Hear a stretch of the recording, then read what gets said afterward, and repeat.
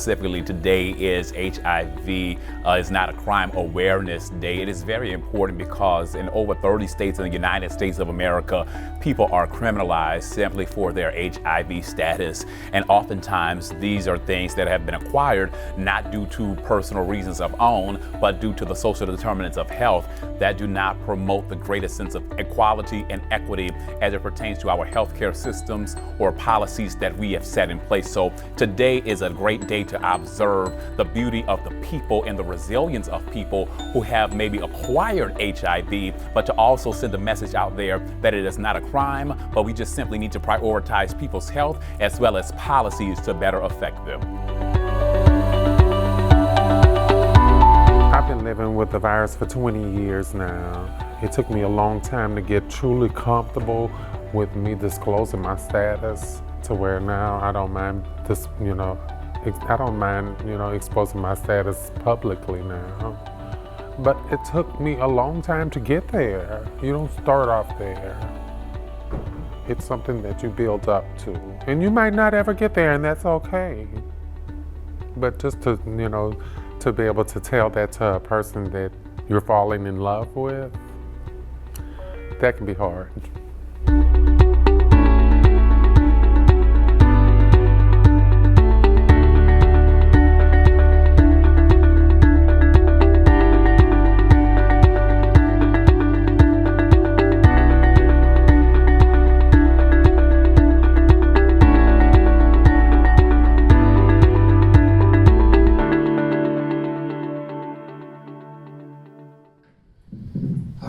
Thank you so much for coming, everyone. We're so excited that we're hosting this event at Xavier University.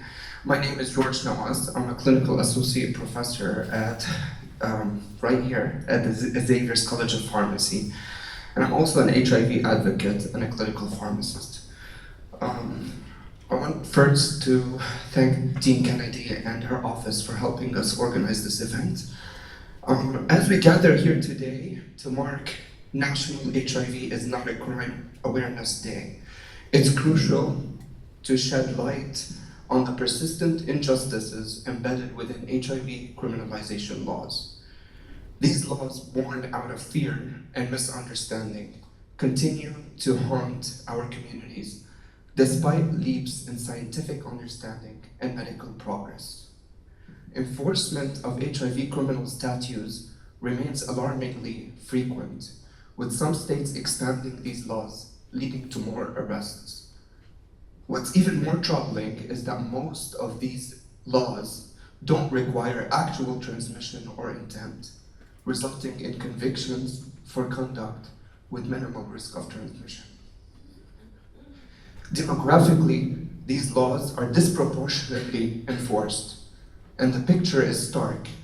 Race intersects to compound the injustice. Black people are unfairly targeted, facing higher arrest rates, longer sentences, and enduring the lifelong consequences of felony convictions. Louisiana's HIV criminal law exemplifies this disparity, with a staggering 91% of those arrested being Black men, despite constituting only 44% of the HIV-positive population. Moreover, these laws have dire consequences, deterring individuals from seeking testing and treatment, perpetuating stigma, and further marginalizing communities already disproportionately impacted by HIV. In Louisiana, HIV-related offenses not only turn misdemeanors into felonies, but also mandate sex offender registration, perpetuating a cycle of discrimination and marginalization. As we reflect on these facts, let us recommit ourselves to dismantling the systemic injustices that perpetuate HIV-related stigma and discrimination. Let us advocate for laws rooted in science, compassion, and equity, not fear and prejudice, so we can strive for a future where HIV is not a crime, but a health condition met with understanding, support, and dignity for all.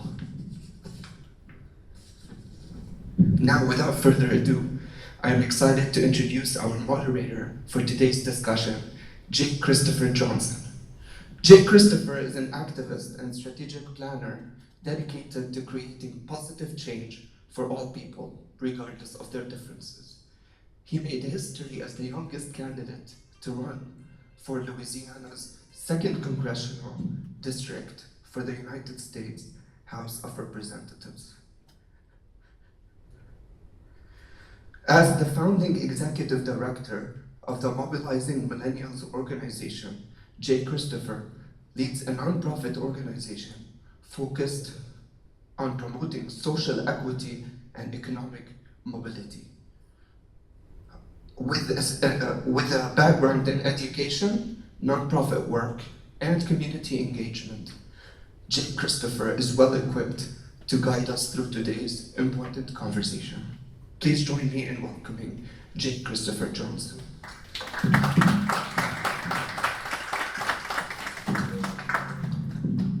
That's been good. Whoa, all right. Okay, all right. Good evening. Whoa. Hey. Warm greetings and humble salutations. I am J. Christopher Johnson. I am so excited to be here with you all on tonight.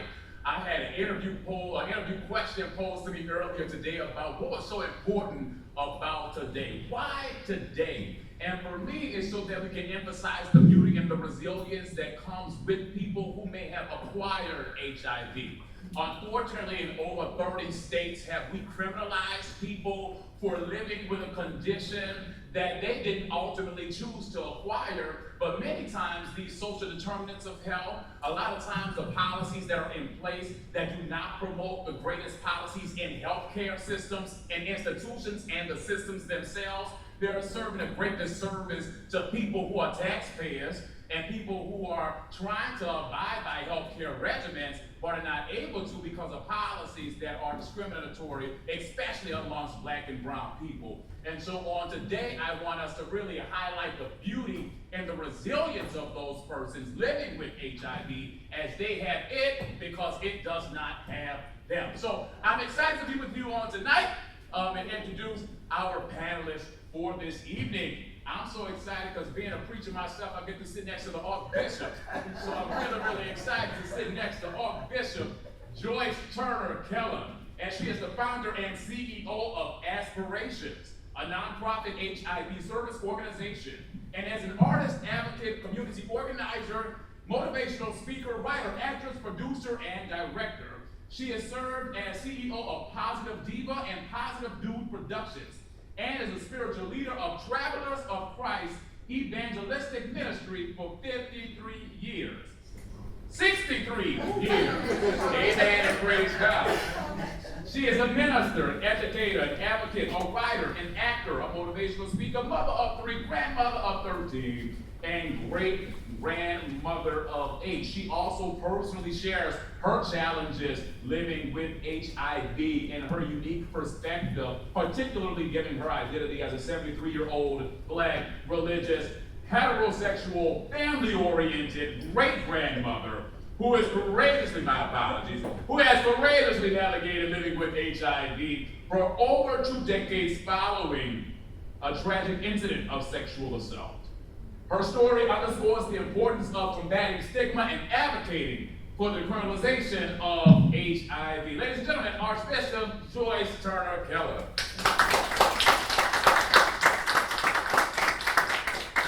Next, we have the incomparable Kyra Kincaid, who is a dedicated professional of trans experience with over 18 years of experience in the field of HIV, trying to make a difference in the lives of people living with HIV.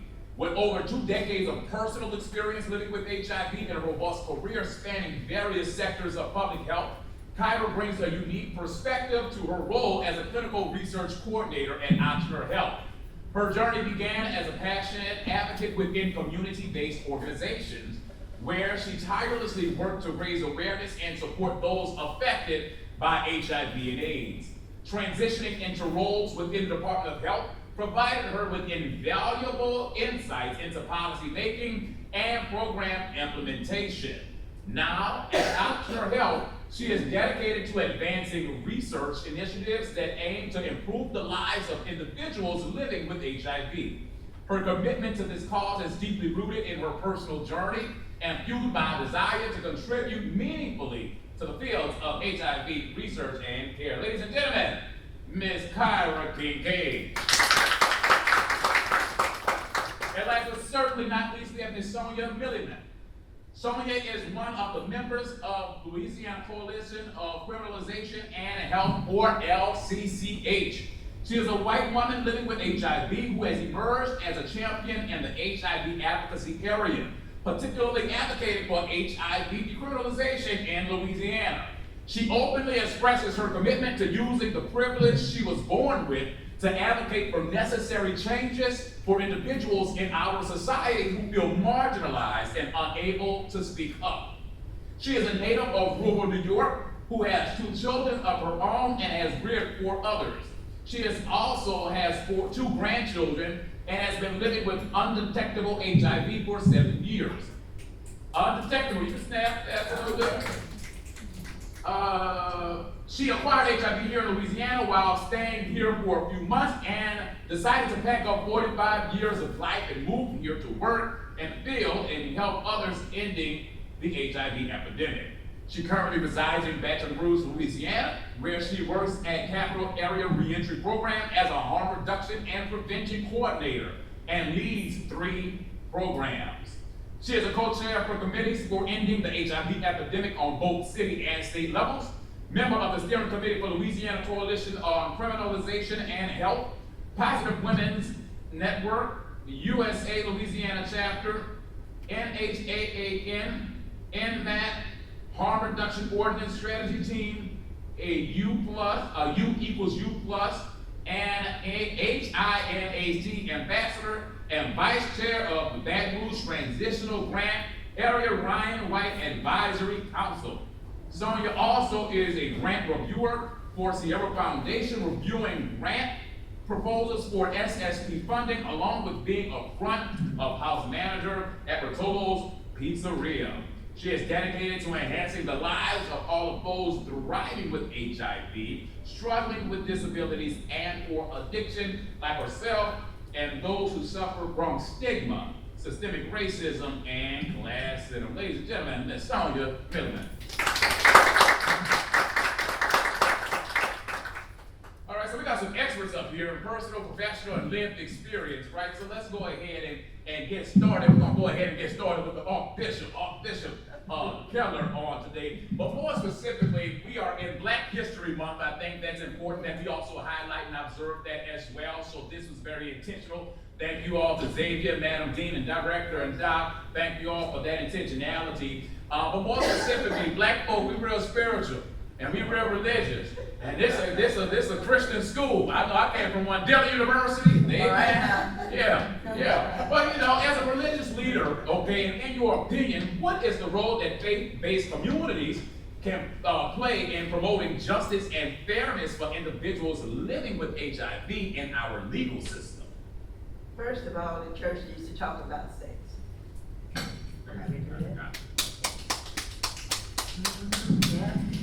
We need to talk about sex. We need to address the elephant in the room. All too often we know that we've been taught that which is forbidden is enticing. So there's nothing wrong with having an open conversation about sex, because the Bible is one of the most exciting books if you want to talk about sex. So it's from the beginning to the end. So I think as a faith leader, someone disclosing in the church that I had acquired HIV, it was critical for my voice to be heard, because we needed to dispel the stigma around the acquisition of HIV. I was not gay. I was not a commercial sex worker. I was not a lot of other things that people want to equate us. and identify us as. I was a person who ended up going out for a job, ended up in the fight of my life, for my life, and acquiring HIV from sexual assault. It was critical for me to show my face, to let someone know that it can happen to anybody. And I think the church needs to have a conversation when it comes to sex, not to equate it to sin. All right. Not to equate HIV to sin. It is a health issue. And what it really embarrasses me is that I have been apologizing for the last 23 years.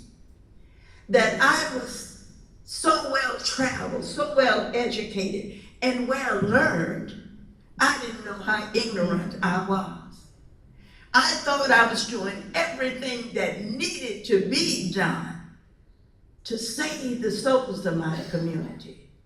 It never did it dawn on me that I was not able to save the lives in my community. Because HIV was running rampant in my community, but it didn't have nothing to do with me. I'm a praying woman. I didn't fit the profile that was shown to me about HIV. But when it was me, I could not be silent. I could not be shamed. I could not be blamed. I stood up in the church and disclosed that this is what HIV looks like. Because somebody had to step up in my community and do what was right. It was time to talk about HIV. So I had to take the ministry from the pulpit to the street. I had to take the ministry from the pulpit to the crack house. I had to take the ministry into little private conversations around the kitchen table where the conversation had to be had. I had to address faith leaders who were looking down on me. And I let them know how disappointed I was that the Black church, and I use this very discriminately, the Black church has been at the forefront of every civil rights movement. How dare they turn their back on a human rights movement? And I refuse to be shamed into silence. It's time for us to talk openly about sex. I think it's, I'm sorry, I really need my footage, that's how I stay booked. Listen, I think it's very imperative that this Black woman of a certain season, amen, is able to articulate words like commercial sex work. Okay, language is very important, and I think that when we're dealing with people, especially Black people in the healthcare system, the way we interact and talk with people, we degrade people. And so when we talk about comfortability and want people desiring services, and you say you're a hooker or a prostitute, something is wrong. And so we need to be very intentional about this verbiage, that if this Black woman from the church can do it, we ain't got no excuses. So thank you for that response, Bishop. My next question is going to be for Ms. Kyra Kincaid. And so as someone with extensive experience in both community-based organizations and government agencies, what challenges do you face in bridging the gap between policy implementation and grassroots advocacy? I don't think I really need it. Can y'all hear me? Okay, I'm just leaving here. Well, in my experience, things were different for me because I was that commercial sex worker, you know, and what Dr. Keller is not telling you is the time in which she contracted HIV. It was a long time ago and it was not accepted at all. So I can only imagine what you went through, because I had to go through it not too far after that, because I contracted mine in 2004. That is what I'm saying, because that is when I found out my status because I was stuck in not wanting to know. Stigma was so bad at the time in the 80s. It was horrible, you know. And by the time I found out what was going on with me, because I was living with it from what the doctors told me, and they could not put a year number to it, but I had been living approximately 10 years with this virus and did not know that I had the virus. Okay, so that's just how far you can go with having the virus and not. That's not something that I suggest someone do. Okay, I'm going to answer the question. I'm sorry, I just had to come. I'm old school. I like to go around. But once I found out my status, that's when I found out that it was no longer HIV. I was now living with AIDS, which was very different from HIV.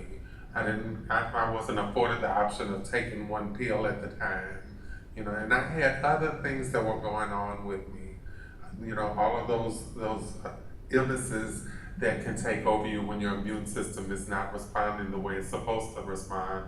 And I was living with AIDS-related dementia on top of that. So I had a lot of stuff going on, and I was not expected to live. I was given 6 months. And 20 years later, here I am. But when my mind started coming back to me, and there's still some remnants, you can hear me searching for words inside of my head.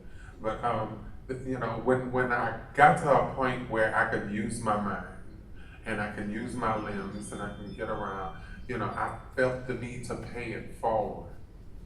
I felt the need to get out there and help somebody who could possibly be in my same shoes.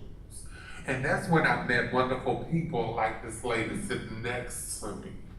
And one of them is sitting in the audience right there as well, Miss Xavier, okay? And the community-based organization that I worked for, that was Grassroots, Miss Shirley Lolas, she's still in Baton Rouge. Those are the women who taught me how to take my pain and to turn it into purpose. You know, those were days when we could go knock on people's doors, we could go into the community. These days, it's a little different. And I'm not in Baton Rouge anymore. I decided to come back to New Orleans to do a different portion of, you know, there's many different moving parts when you're talking about prevention. Prevention isn't just giving somebody a condom or a pill and thinking you're preventing something.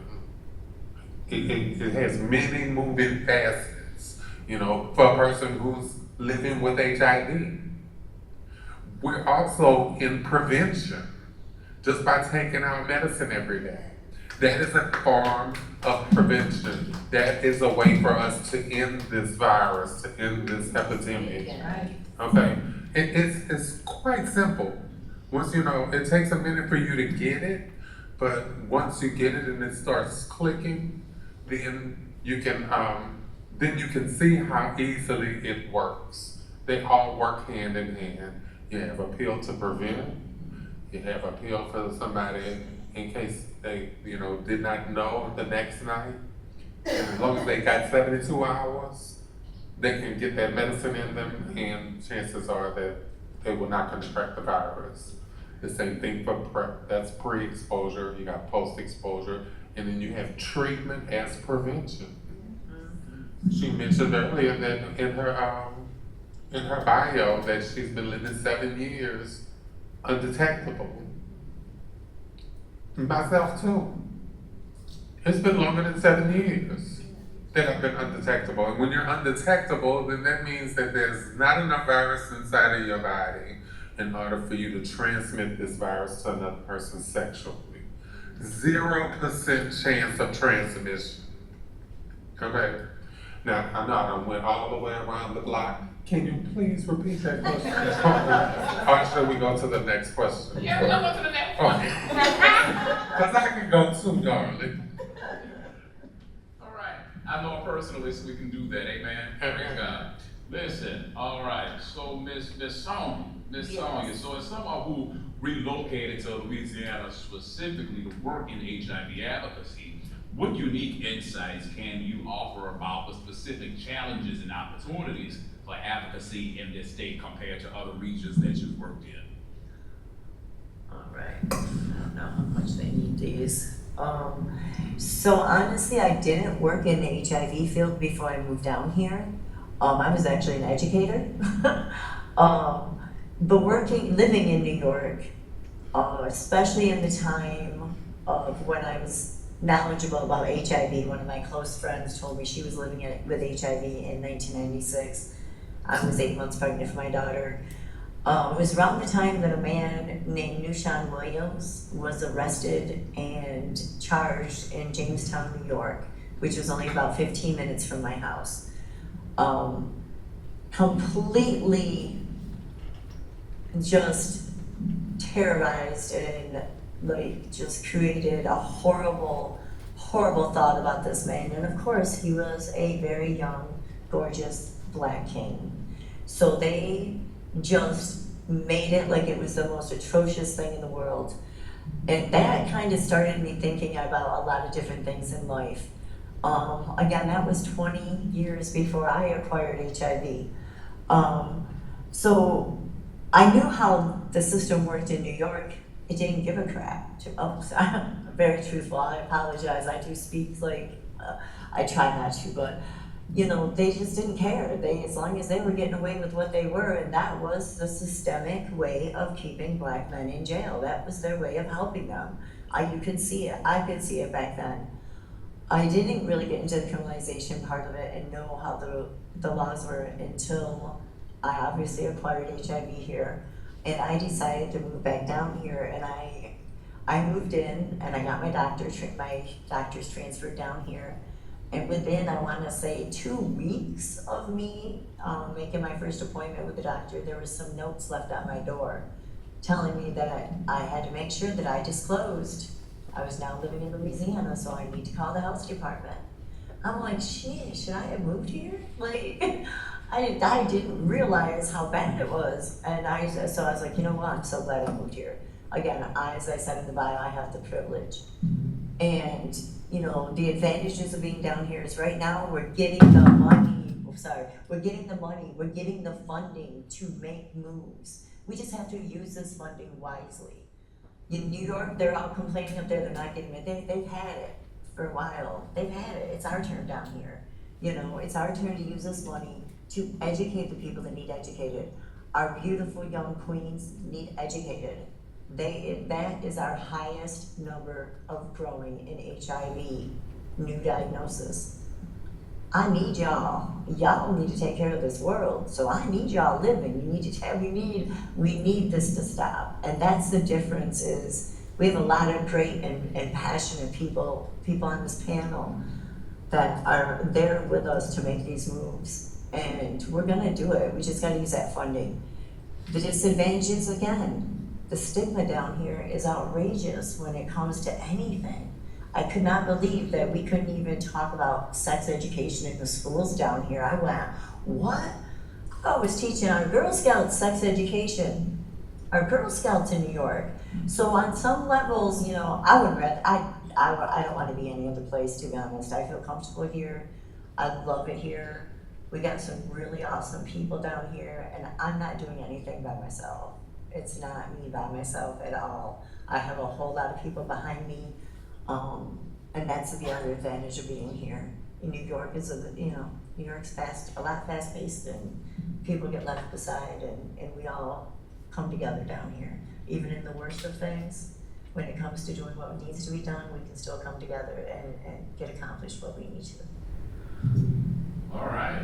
I think a common theme that I hear up here is yielding of self, even when you're going through it. Finding that purpose within self to be so selfless, that takes a lot. Yeah, I see that microphone.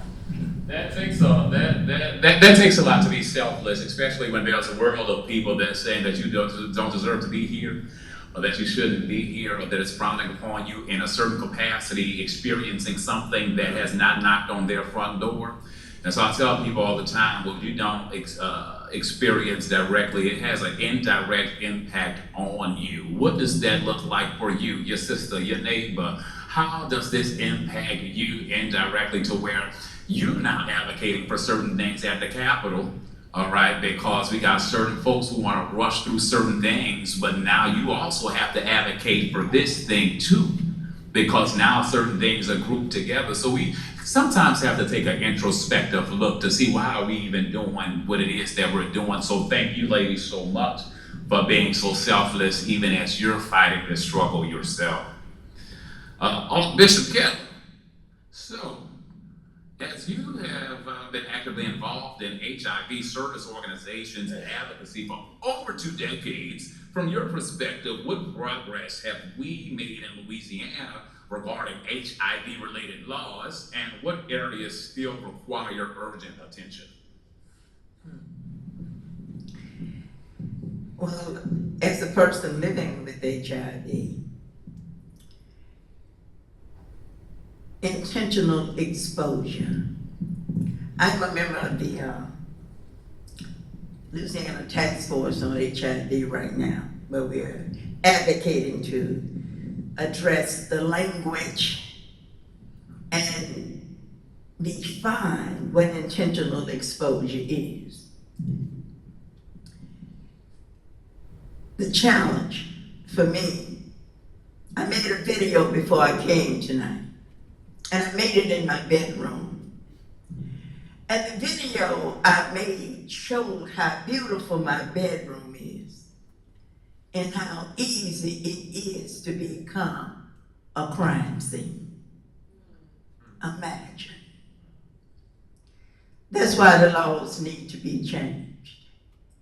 The laws need to be changed because a lot of times a person like me, who is very public about my status, can be accused, arrested, charged, criminalized, forced to register as a sex offender when I have offended no one. And I have to defend myself against a he said, she said. And I'll share an experience with you that is a little embarrassing, because after the flood of 2016, my home was destroyed. I had people working on my house. And I know that maybe, now I'm not your typical preacher, so I'm gonna say what I gotta say. So y'all just get over it. But the bottom line is that a young man showed up at my house at 6 o'clock one morning. They weren't supposed to start work until 8. He decides to knock. I'm like, my God, what's going on? So I get up and I answer the door. He said, oh, I just thought I'd come and touch you up. I said, for what? Touch me how? He like, well, you know, if you don't let me in, I'm gonna tell everybody you slept with me and didn't tell me you had HIV.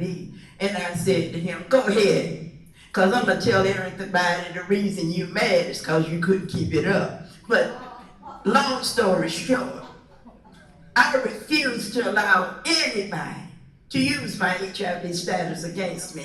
Tell anybody you want. But you don't want to have a conversation about me. Because if you start talking, believe it, I have a following. I can talk too.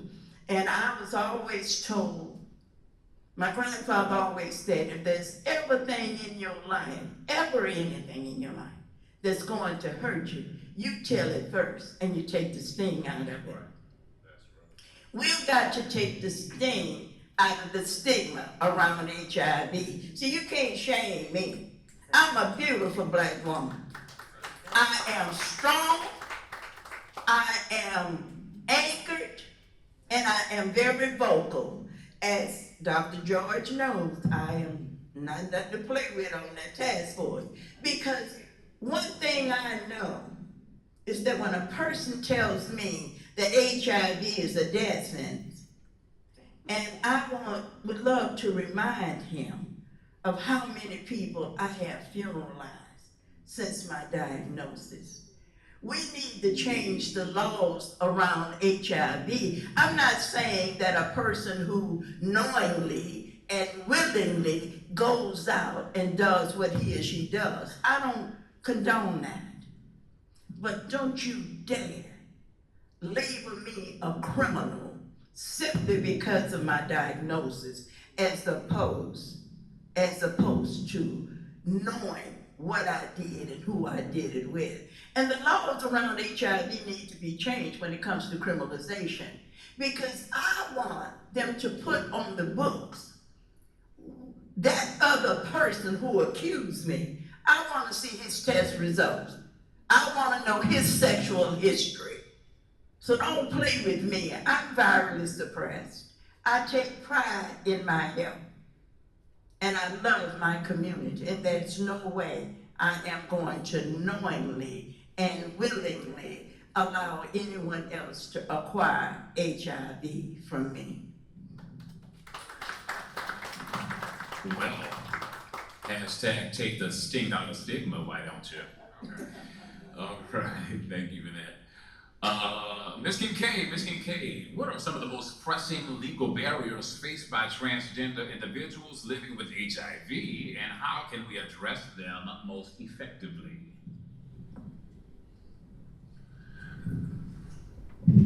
Some of the most pressing legal barriers for women who are trans women deal with their identification and getting their gender markers changed, okay, and to have that on all of your documentation. It's not hard to get it done on one, but to get it done on 2 or 3 of them, it becomes very difficult, and it can, it can cost some money to where you need to get legal assistance depending on what's going on, and especially for trans women. It is a population that, have had, just like myself. I told you I was a commercial sex worker. It wasn't by choice, but it was in the 90s, and I'm a Black trans woman, and I was trying to find out who I was so I could stand in my truth and in my power.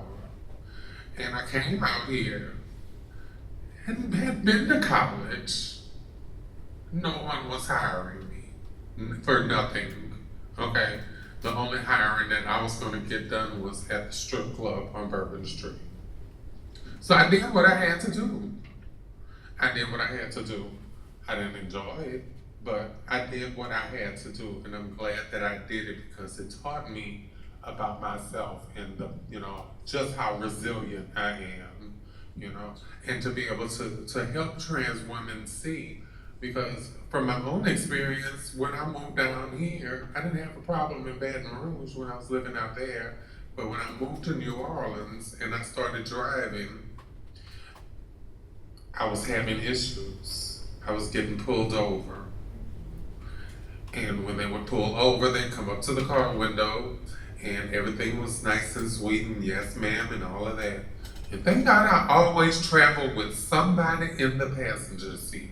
One of them is sitting right here, my daughter Markel, and she was sitting in the passenger seat while I was driving, and the gentleman that stopped me was, real sweet at first, but when he went back to that vehicle and he ran those numbers, I don't know what they see on their computer in their car, but I'm assuming it's something that's gonna make it very noticeable that there is an M on that license and not an F.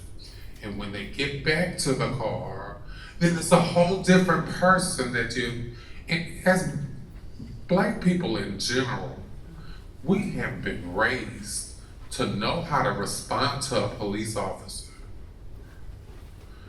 Because you don't know if you're gonna make it through that. There's too many people that's turning off the dash cams and stuff like that. And for a Black trans woman in a city like New Orleans, I didn't know what could happen. And I just knew that, okay, for safety purposes, I need to get my gender marker changed, at least. And I did that. It took some doing, but it got done. I didn't want to change my name. I didn't want to change my name. That's not important to me. That's not, I don't have a name like George or Wilbert or anything like that. Okay? I don't know. No, but it's serious. And it's very serious to some of the trans women that I work with in the community. And you know, what might not be important to me is important to them. And that's why I do the things that I do. If it's a problem for me, then I'm gonna stand on it. When somebody asks me what my name is, I'm going to tell them what my preferred name is. I'm gonna tell them what pronouns I prefer. I'm gonna say all of those things, because if I don't say it, then the next person who has a harder time dealing with it, she's never gonna be able to get over it. So those are the reasons why I do those things. I hope I answered that question. You did that. 2 snaps for Miss Kincaid. All right, I'm glad you ain't George. We all, but okay, yeah, glad you didn't have to do that. But I think that's very important, especially those legal parameters, and like you were talking about, those administrative fees. So I'm a former chief deputy clerk of court for a couple of our civil divisions, but those excess administrative fees that come out of the clerk's office most specifically, first of all, I want to shout out to the Real Name Change campaign, who a few years ago protested outside of the clerk's office, the civil district court, and were able to lower the fees to change your name by about $200, $300 from like 5 something to 2 something. That's a big thing. And people who are also benefiting off of that are not acknowledging, because you got a lot of, I observe a lot of people who get married, or somebody just want to change their first name just to change it, or whatever the case may be, not realizing the sacrifice that it took for people that you're discriminating against on a daily basis to have these administrative costs lowered on your behalf. So we need to go ahead and place some respect where it needs to be. And you were also talking about sex work, which we also need to decriminalize. I believe in the decriminalization of sex work. Sex work is real work. And unfortunately, because our government don't know how to publicly write it down in law to tax it effectively, though they're participating in these backdoor activities themselves, then it's an issue. So sometimes we need to go ahead and publicize these things or blast off these things that we already know and hold these folks accountable. So thank you for your contribution, Ms. Kincaid. Ms. Sonia, back to you. So your dedication to advocating for HIV decriminalization is very commendable. Could you elaborate on specific legal barriers faced by individuals living with HIV in Louisiana? The fact that it's all based on exposure and not transmission is the #1 thing right there. I mean, seriously, it's just exposure. Anybody can try to say they're exposed. Doesn't matter, even if you haven't had sex, you can be exposed and go to prison. But on news of, since dear Dr. Joyce mentioned the task force and being on it, I actually got news on the way here that I'm not gonna lie, I had tears in my eyes, because it's one step closer to having the freedom of no fear while dating and living with HIV. It is Representative Freeman and McMahon co-sponsored a modernization bill, and it was pre-filed today. So, that's one step closer, and it's a lot of work. The LCCH has a lot of good people. Please, if you have not gone and checked out LCCH, please do that. It takes a lot of us. It's not just one person, as I said before. It's a community of people working together to make changes. On the way, as I got the text message driving down here to tell me that, I happened to be listening to a song called Wake Up Everybody. I don't know about you young ones, you might not know what I'm talking about, but some of us old school people do. The thing is, I've been listening, it's been like my anthem song lately, and you know, that song was written decades ago. And again, that shit's still happening today. We gotta stand up, we gotta make change. If we just let it be, nobody is ever gonna be free. Nobody's ever gonna be getting away from this. We gotta stand up, we gotta talk. And it's gonna take more people looking like me to either shut up and sit down or say something and walk with us. Because they're stopping it, they're impeding us. And they've already had all their talk and all their time. It's time for them to listen. And it's time for us to make these changes. And it's from all of y'all. It's from everybody doing some moves. It's people joining task force. It's just people making noise. And it's just, I literally sent a text back saying I can maybe go out and have a normal personal life. I mean, I don't have a personal life really, you know, because of these criminalization laws. So it just takes a lot of people to do this work, and it does affect us a lot. But I just wanted to share that news over of anything. Amen. Y'all, let's talk, Bishop. Let me tell you, speaking on that, because we're mentioning a specific bill that was introduced today. The only reason it was introduced today is because they're in special session. Okay, why are they mainly in special session? To talk about crime. Where? In New Orleans. About what? Not root causes, but retaliatory practices as we're about to become a police state. So let's be politically and civically engaged. So thank you for highlighting that, Sonia, as we're able to just slip this bill in, honestly. But this question is going to be the last question that I'm going to ask you all so we can have time for audience questions.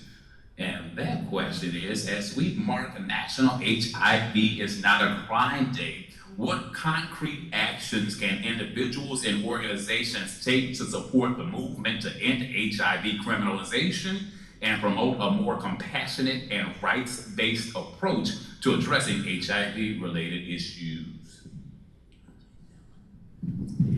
One of the ways is that we've got to stop doing the same thing the same way, expecting a different result.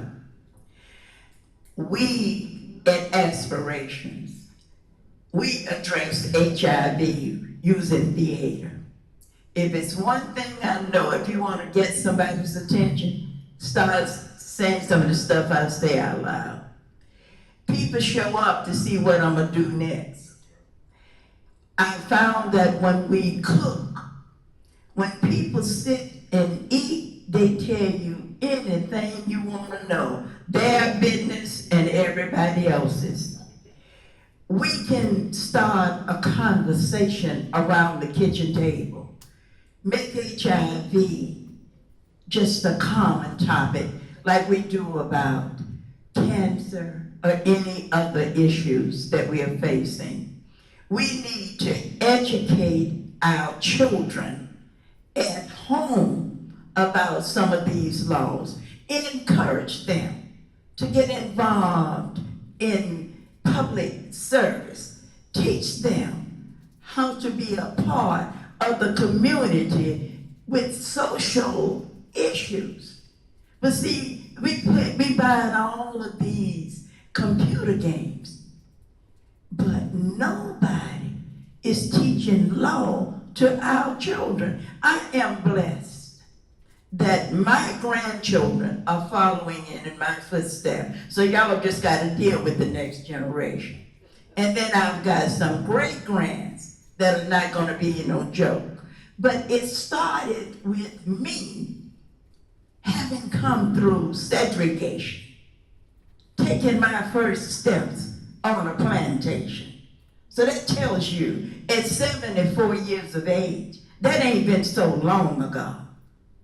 So we've got to break this cycle of ignorance and of the fact that your vote doesn't count. Every time you don't vote, you voted for the other party. Your vote is your voice. You can't change any laws until you cast your vote. And not enough of us are sitting in positions of authority. So we need to encourage the next generation. Stop talking about they ain't worth nothing. Then make them worth something. Show our young people what their values are. Let them know that they matter and that they have got something to bring to the table. Then we can be a nation of strong black people. And I use the word black people, and I'm not being prejudiced. It's just that we started out so far behind that I got to use that term. I have to use it because we are dismissed, and money, when it becomes about black, it becomes political, and we don't get the funding. So we've got to learn to fight. Yes, thank you. Same question, Ms. Kincaid, on this National HIV. It's not a crime day. What is it that individuals and organizations can do to impact and contribute their services and also approach it in a compassionate-based approach? I'm going to speak about what I did before I came to New Orleans.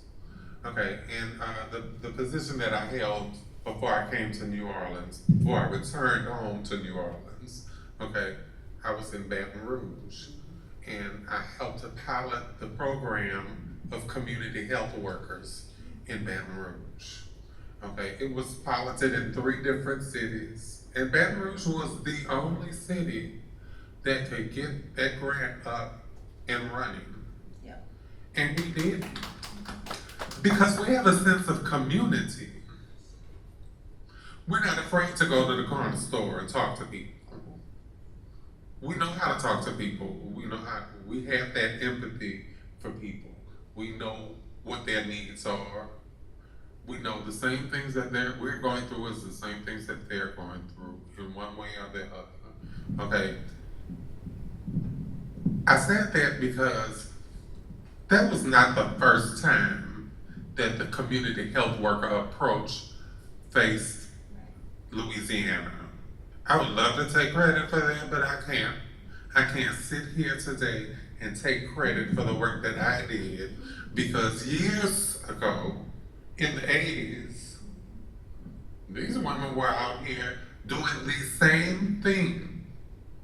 The same boots on the ground, going out, knocking on doors, standing on, at storefronts, reaching out people, talking to people in the community. Okay. And I'm not talking about the Department of Health. The Department of Health played an awesome part in my career. They showed me what I needed to know so that I can build upon it. Okay. However, they were quick to say that we're not going to do this anymore. We're going to change and we're going to do this.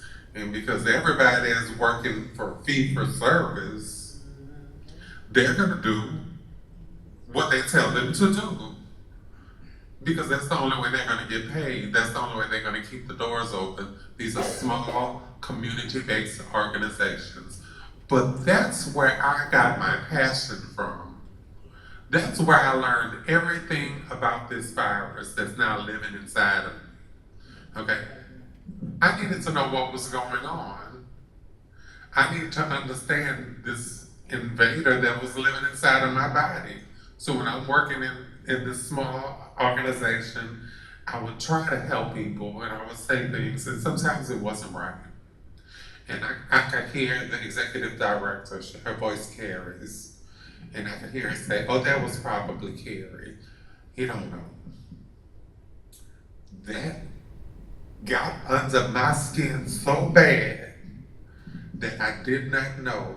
And I made it a point to learn everything that I needed to learn about HIV and the different programs that were offered inside of that small community, that one community-based organization.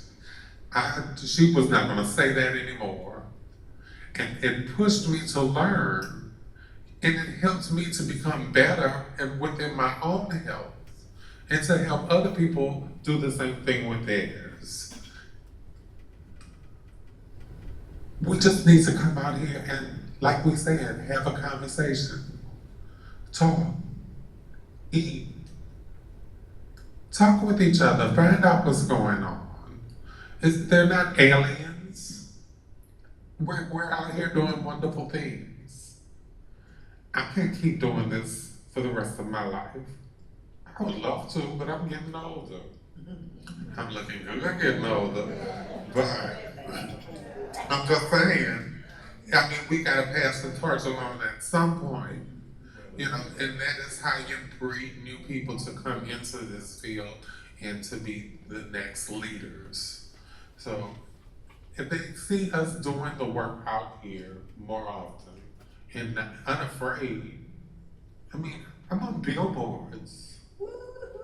Yes, yes, yes. I don't give a damn who knows that I'm HIV positive. Yes, we are. It's a moment. But you know, it is what it is, and you know, everybody else wants to know, what did you do to start doing what you do?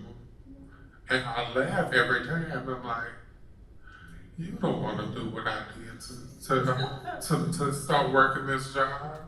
I was like, because if you want to know, I did it for free. I volunteered my time.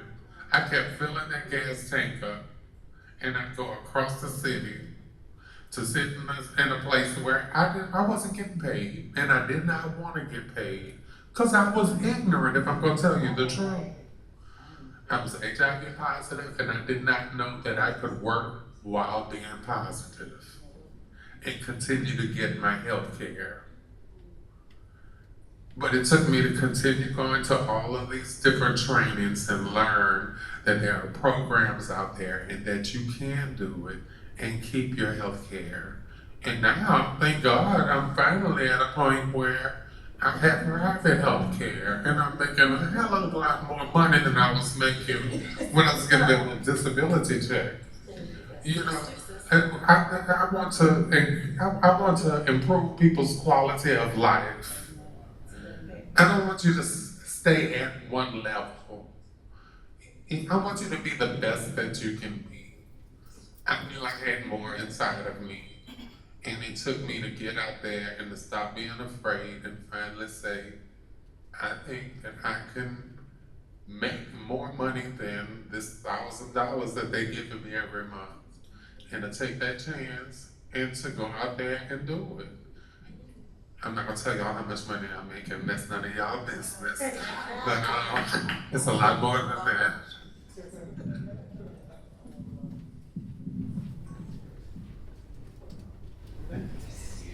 Same question for me.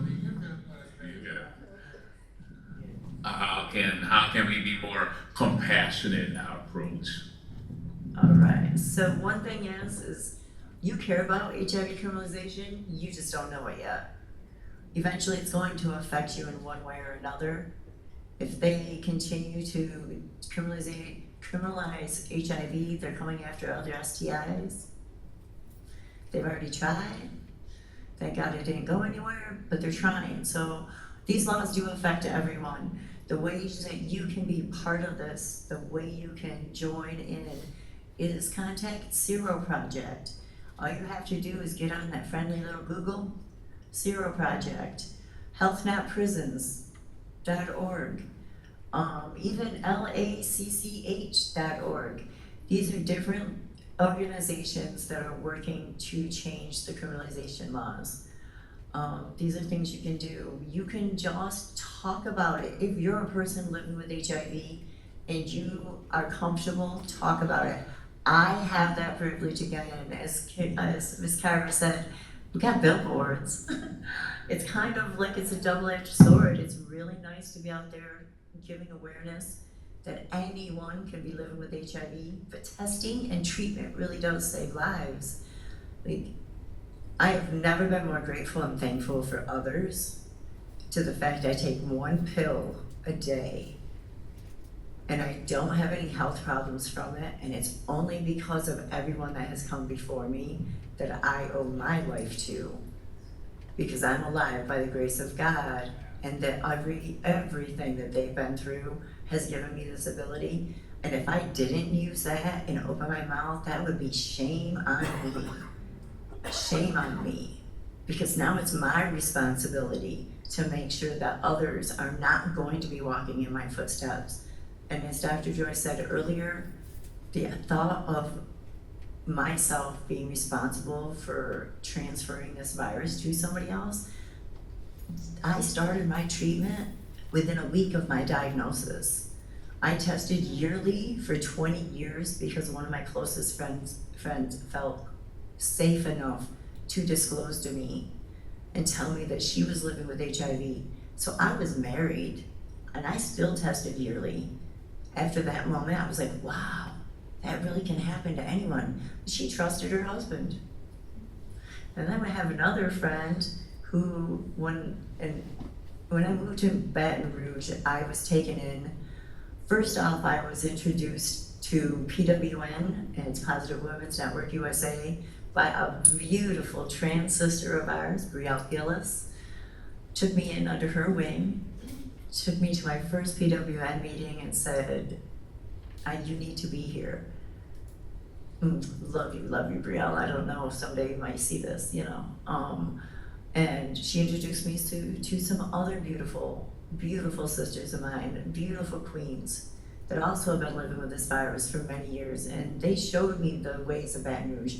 I'm from a country town with Amish people. Like, I'm so rural. Like, I have another sister in the work, Deidre. She said she's so rural, she's rural.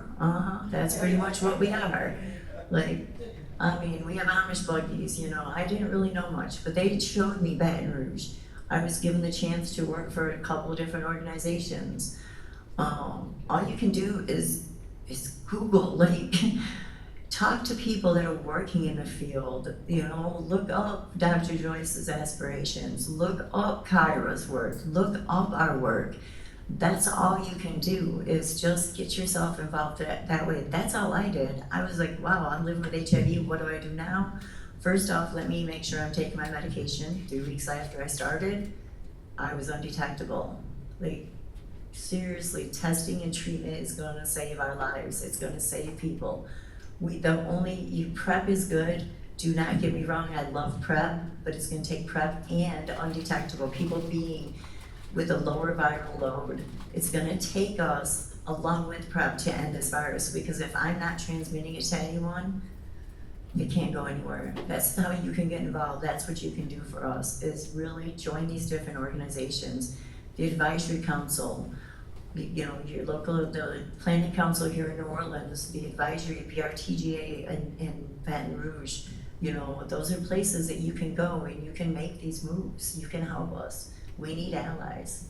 We need allies. That's all I can say. All right, so let's give a round of applause to our panelists thus far. At this time, we'll take any questions that the audience may have.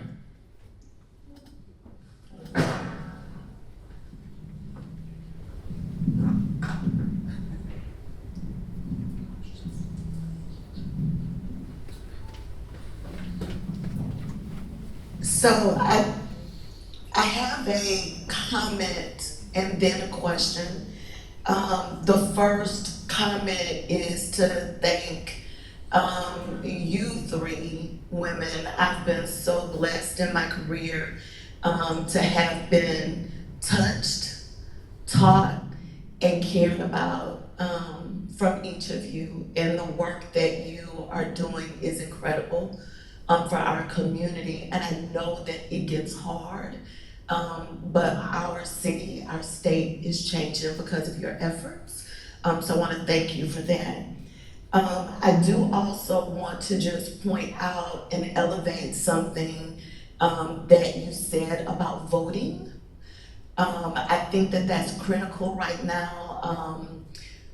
There's a difference in the leadership at the state level and how they set healthcare policy and what that means for people who are living with HIV, but for every one of us that engages the healthcare system.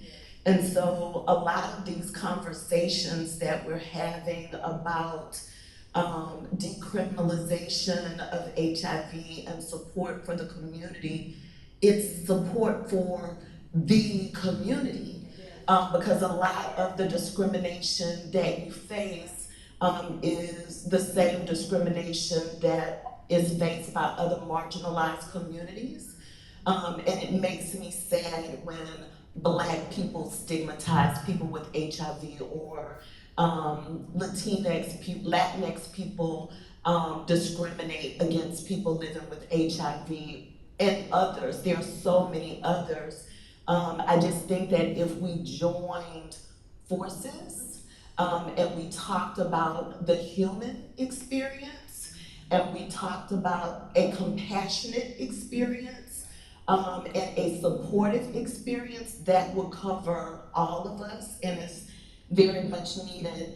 The last thing that I'll ask each of you, because you didn't talk about how housing discrimination and employment discrimination impacts you.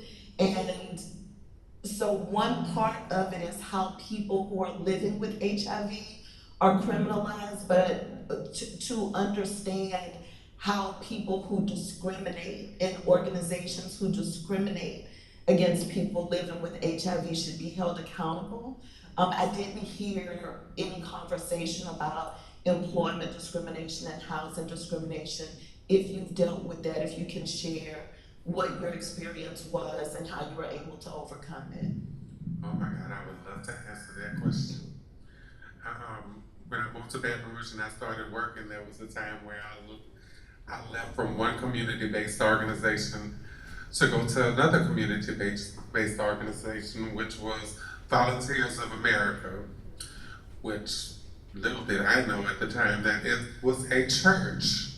Volunteers of America is a church. I didn't find that out until they tried to fire me. Well, they didn't try to fire me, they were getting ready to fire me. But I'm a bit much to take in. I realize that, and I'm gonna take that trophy and I'm gonna set it high up on my shelf. So that's okay. Some of us are too fabulous for one body, and I'm not gonna dim my light because it's too bright for other people. And at the time that I was the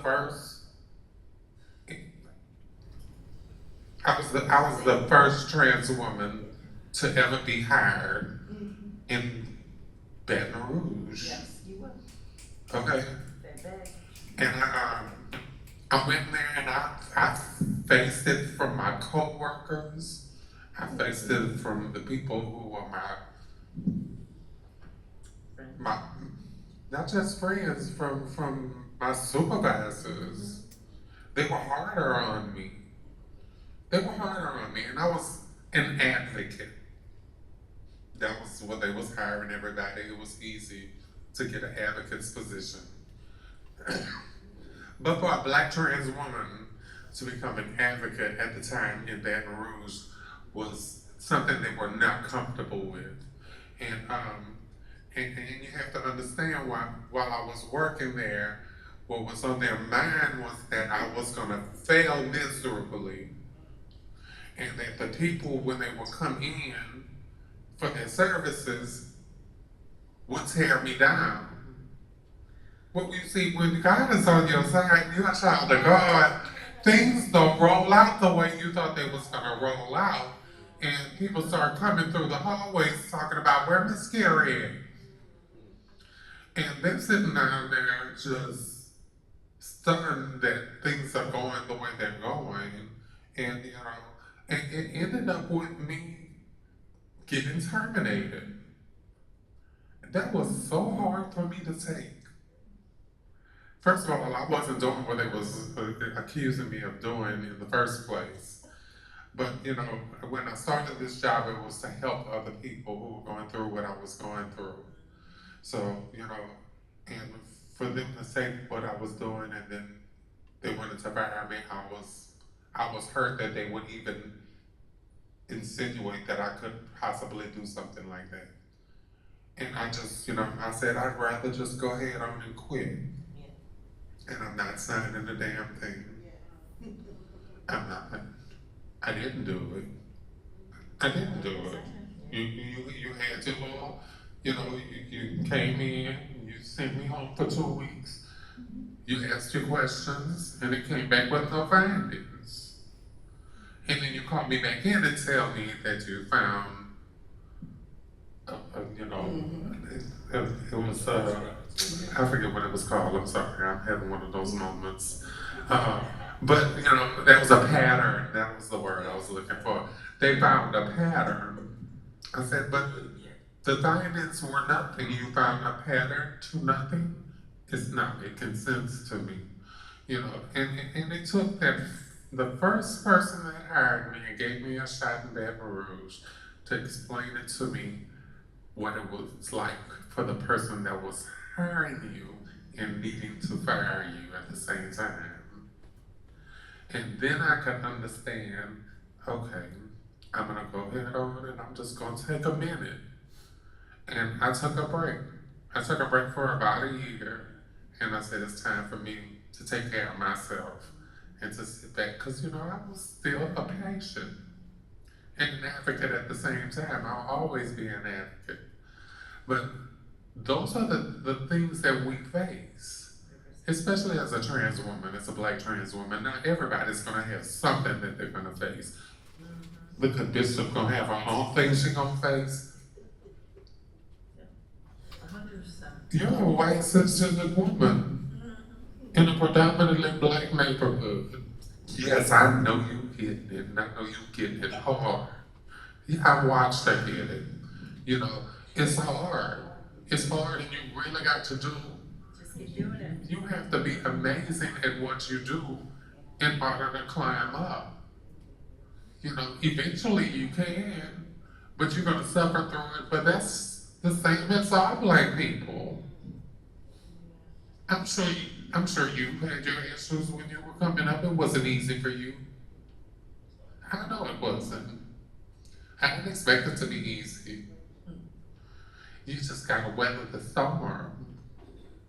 You gotta stick through it, and eventually it comes with some respect behind it. Because all of those people that said all of those things about me, now admire me, and I can hear respect in the conversation when they talk with me now. Because this wasn't an easy gotten anything. It was hard. I was there, and it's still hard. It's still hard. You got people that's preying on your downfall so that they can come in and show that they can do a better job than you can. That is not going to stop. It's just not going to stop. But you have to weather that storm. You have to continue to get through it, because somebody is going to get helped in the process. I don't know who it is, but somebody, and if one is helped, then job well done in my. Well, I ended up suing HUD. I was told I didn't look like I had HIV. And at the time, I had lost virtually everything, but I never lost my dignity. The housing, urban development of the United States of America. Not only did I sue them, I won. When I was living in public housing, I had left my job and I wanted to go back to college. I went back to Southern University, and I had just had my first art show. I had just run for Miss Bayou Classic. I'm the oldest woman to ever run for Miss Bayou Classic, and make the news in my bathing suit. Yeah, I got courage, y'all. But long story short, you talk about discrimination and facing challenges being employed. As an educated Black woman and a professional Black woman and business owner and all this other stuff, I'm always told I'm overly qualified. That's code word for we don't want you because you don't know how to act. I'll never know how to act if I got to be a yes woman. So as a result of that and being a client at an agency when I was newly diagnosed, I was not allowed to go to a retreat. I was told that I wouldn't sell raffle tickets, so I wasn't allowed to go to the retreat. So I said, I don't have to ride the bus. I have my own car. The case manager didn't know, or one of the supervisors didn't know who knew me. They had a conversation about me in the hallway and said they didn't give a damn if I had an airplane, I wasn't going. That was the best thing they could have ever said, because that day, Aspiration was born at a grant writing class at Southern University. I started my own. See, sometimes when discrimination comes, you don't use that as a pitfall. You used it as a springboard. And after 23 years, we are not only locally known, we are known globally. Aspirations is a company that is known worldwide. We have been in documentaries, the documentary Nothing Without Us, the women who will in days. I'm that crazy woman in high heels under the bridge doing HIV testing. So when you talk about discrimination, even now, as a CBO, I've never received federal funding. But we, at 1 year, we tested over 2,000 people for HIV. Got people into care. So when you talk about that, the scabs on those sores are real. And you relive it every time we tell the story. Hence, that's why these candles are here. I'm told often in conversations and in places and spaces that because of my age, I need to take a seat, pass the torch. I choose to give you a light, because I ain't dimming mine. I'll let you light yours from me, from mine, but I ain't going nowhere. And don't tell me to give up my seat. I'll move over and you make space. I'll make space for you at the table, but I ain't going nowhere. So when we talk about discrimination, it hasn't ended. I still face ageism. I still face difference of opinions. I still face that kind of thing. It hasn't ended. It has only magnified because I am so vocal and I make no apologies for my stance.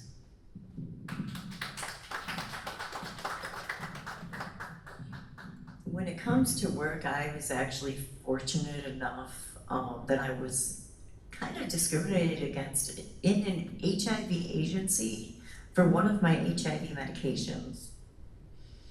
So to me, that was kind of a messed up thing. I was given medical marijuana after my HIV diagnosis in New York, and it carried through here to Louisiana, but I had not had it transferred yet.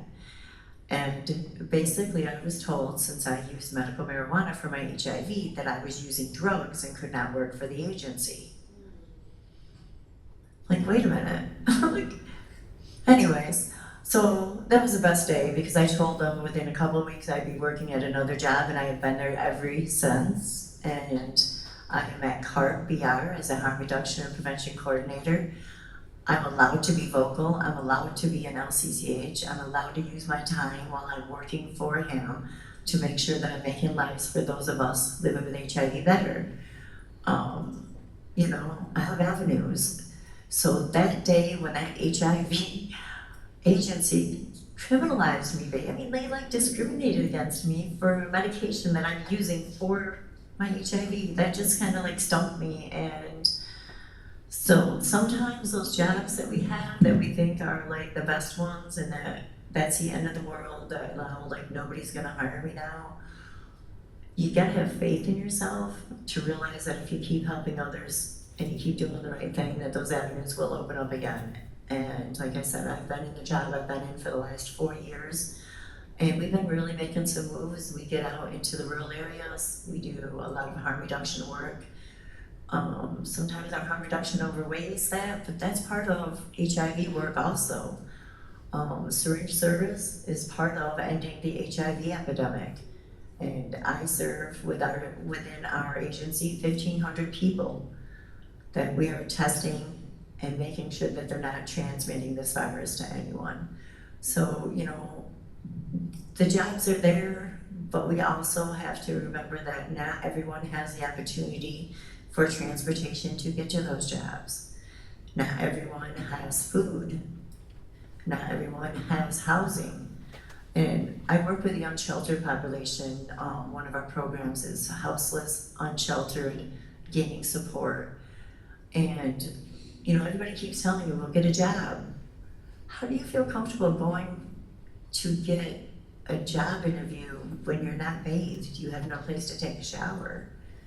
It's so intersectional that, you know, too many, not to ruin anybody's names, but too many Karens and Chads just don't realize it's not as easy as they want to make it out to be, because they have never walked in those shoes. I have been fortunate, and I say fortunate enough that I have been a person who uses. I've never been unsheltered because I've never been out living, but I've been a couch potato jumping from house to house to house. And I'm a person living with HIV, so my job actually turned out great because I work in all three of those. I just celebrated 11 years out of putting my crack pipe down. It's a good thing. I have survivor's remorse a lot of the times because unfortunately about 3.5 years ago I lost my oldest child. He thought he was just having some fun and doing a line, and it was 41 milliliters of fentanyl. So like jobs matter, and sometimes we walk into the ones that we need. And I work a lot. I can I can juggle it a lot. It's not easy, but there's certain things that you can prioritize. And criminalization is something that I have to prioritize because it affects every other area of my job and every other area of my life. Because if we don't stop criminalizing people, then we're never gonna end the epidemic. I mean, the man that I acquired HIV from, besides being a gorgeous king and having to face everything that y'all have to face already, but he could be criminalized if he got tested, so why test? He didn't see himself in any of the ads, so they don't pertain to me. I'm a heterosexual man. I don't see anybody like me in any of those ads, so why should I test?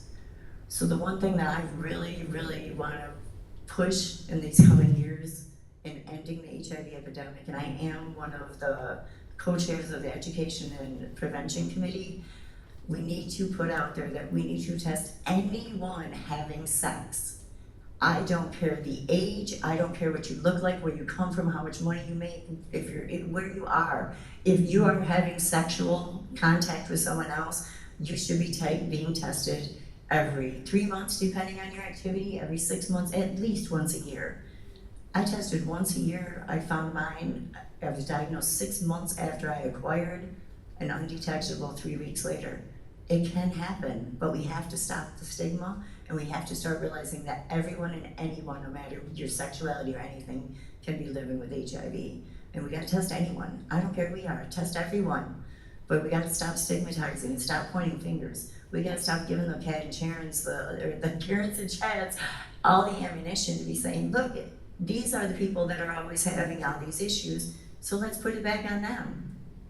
It's anyone. It's any one of us.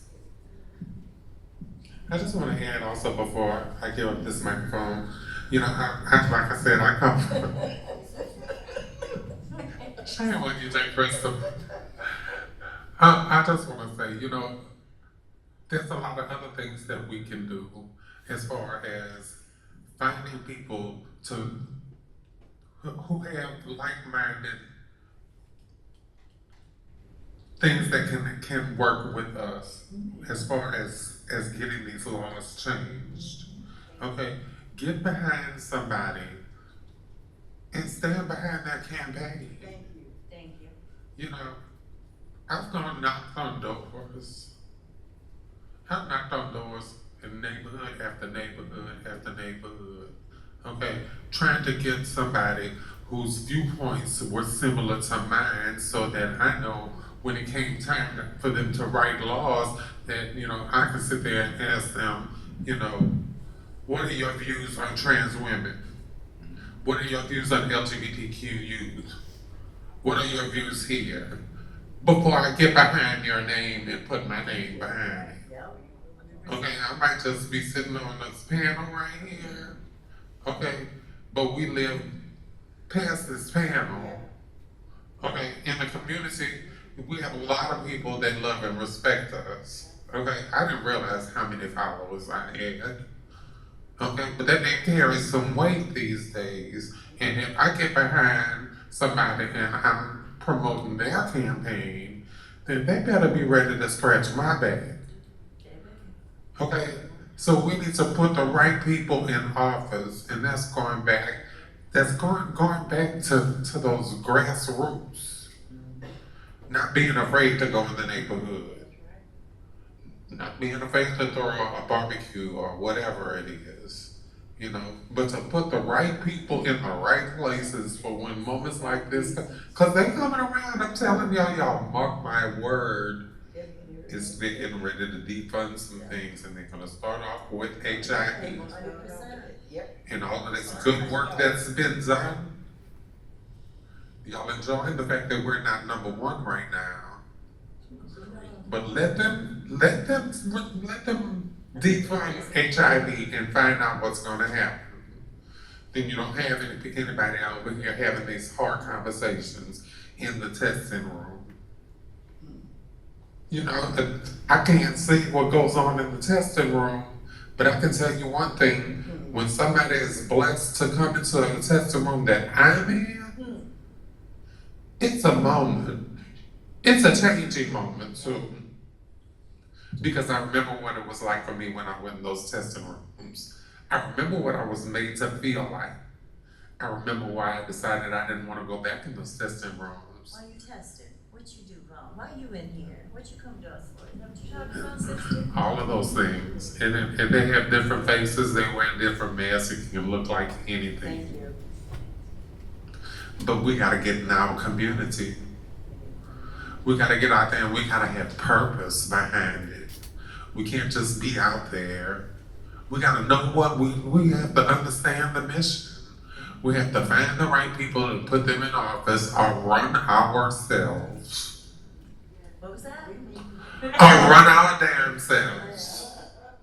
Okay. Well, I pay taxes, you pay taxes. Then I can run for office, right? Okay. It is what it is. I don't have the time to run, y'all. I'm so sorry I can't do it. But yeah, I'm ready to get behind somebody who does have that time. I've gotten behind this one over here before. Okay, take this mic. All right, ladies and gentlemen, we've had such a fabulous time on this evening with our panelists on this National HIV is Not a Crime Day. Y'all, that's what happens when 86% of Louisianians don't vote, right? At state elections. But I'm so grateful that you all have volunteered, not y'all ain't volunteer, but availed y'all's time. Yeah, honey, I'm getting a check. Avail y'all's time, but I think it's so easy for us to talk about the things that we've gone through after we've gone through them. So while they vocalize, you know, They don't mind, they don't care. It takes a certain vulnerability, courage, and lived experience to come up here. So, ladies, thank you all so very much for your time on today. And on this Black History Month, I'm so excited to bring up here the Dr. Kathleen Kennedy, who serves as the Dean of Xavier University, Louisiana College of Pharmacy, and also the Director of the Center for Minority Health and Health Disparities Research and Education.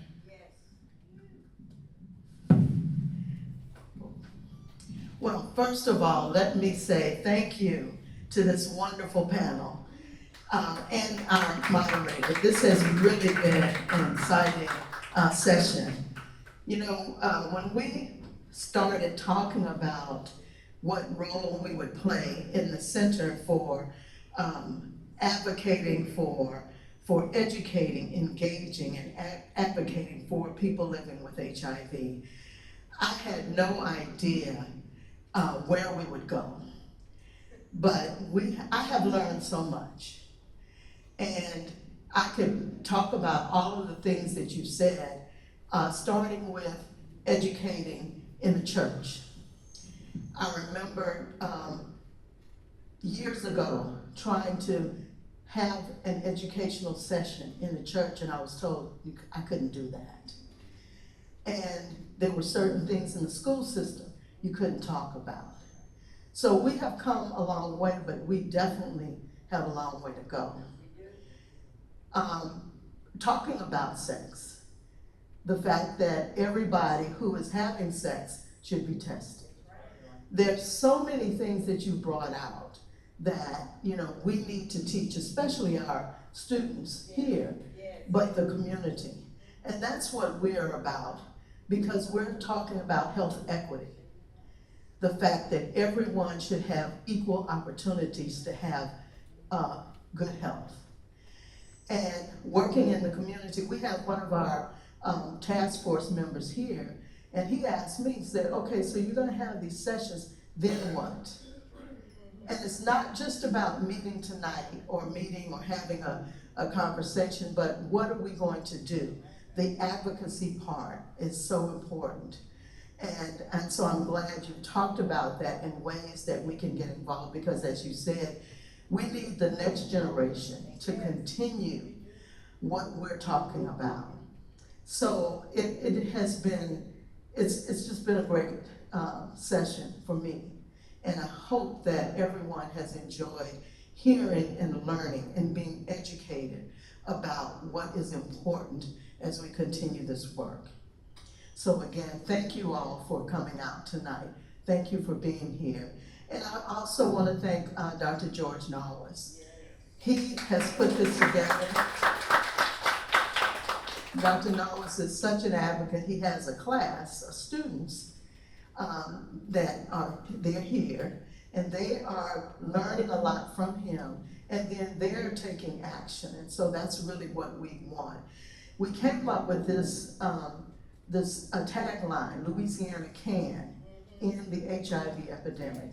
So we have a website. I hope that if you have not been on the website, you can do that and see what we will continue to add to that website to educate people about the cause, so that we can again move toward health equity. And that's really what our center is about.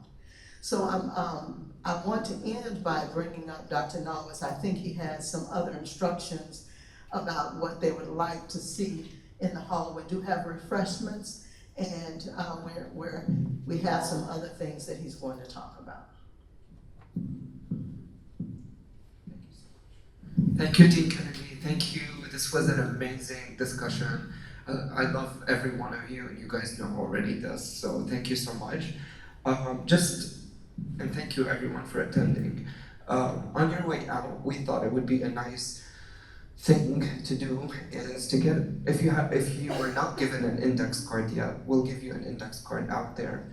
It's a moment to take a second and think of something that you pledged for out of this session today.